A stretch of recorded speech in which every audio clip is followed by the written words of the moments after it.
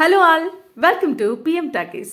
2025లో అప్పుడే 6 months ఎలా అయిపోయాయో అలానే టాలీవుడ్లో వచ్చిన సినిమాలు కూడా అలానే వచ్చి వెళ్ళిపోయాయి.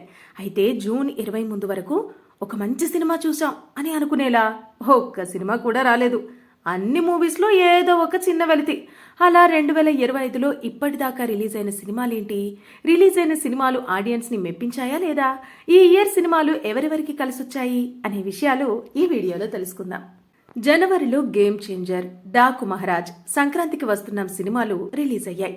గేమ్ చేంజర్ బాక్సాఫీస్ వద్ద బోల్తా కొట్టగా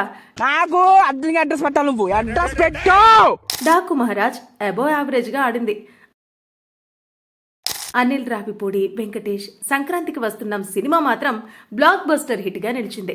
ఫ్యామిలీ ఆడియన్స్ ని థియేటర్స్ కి రప్పించి 300 కోట్లు వసూలు చేసింది. ఫిబ్రవరిలో వచ్చిన తండేల్ మూవీ హిట్ అవగా విశ్వక్సేన్ లైలా మాత్రం డిజాస్టర్ గా నిలిచిపోయింది. ఇక మార్చి నెలలో Court, Dil Ruba, Robin Hood, Mad Square సినిమాలు రిలీజ్ అయ్యాయి. దిల్ రూబా, రాబిన్ హుడ్ సినిమాలు ఫ్లాప్ అవగా కోర్ట్, మ్యాడ్ స్క్వేర్ సినిమాలు మాత్రం హిట్ అయ్యాయి.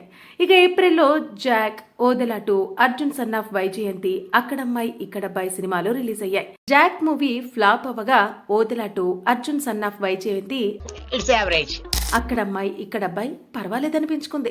ఇక అప్ అండ్ డౌన్స్ లా ఉన్న మూవీ గ్రాఫ్ మేలో రిలీజ్ అయిన హిట్ 3తో మళ్లీ ఊపందుకుంది.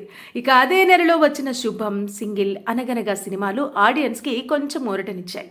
అసలు సమ్మర్ సీజన్ అంటేనే మూవీ సీజన్, అలాంటిది ఈ సమ్మర్ సీజన్ కి ఎలాంటి పెద్ద మూవీస్ లేకపోవటం, రిలీజ్ అయిన సినిమాలు కూడా అంతంత మాత్రంగానే ఆడటంతో ఆడియన్స్ అంతా డీలా పడిపోయారు. అలా మంచి మూవీ కోసం మూవీ లవర్స్ అంతా వెయిట్ చేస్తున్న టైంలో ఎలాంటి ఎక్స్పెక్టేషన్స్ లేకుండా కుబేరా మూవీ రిలీజ్ అయింది.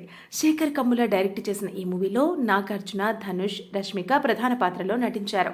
ఫస్ట్ డే నుంచే ఈ మూవీ పాజిటివ్ టాక్ను తెచ్చుకుంది. హిట్ 3 తర్వాత మళ్ళీ ఫస్ట్ డే అన్ని ఏరియాస్లో నైట్ షోస్ కూడా హౌస్ఫుల్ బోర్డ్స్ పెట్టాయి. అంతేకాదు ఈ మూవీతో ధనుష్, నాగార్జున, రష్మిక నటనకు మంచి మార్కులే పడ్డాయి. ధనుష్ యాక్టింగ్కి నేషనల్ అవార్డు ఇచ్చినా తక్కువే అంటూ నెటిజన్లు తెగ పొగిడేస్తున్నారు. లవ్ స్టోరీ మూవీ తర్వాత శేఖర్ కమ్ముల డైరెక్ట్ చేసిన మూవీ ఇది.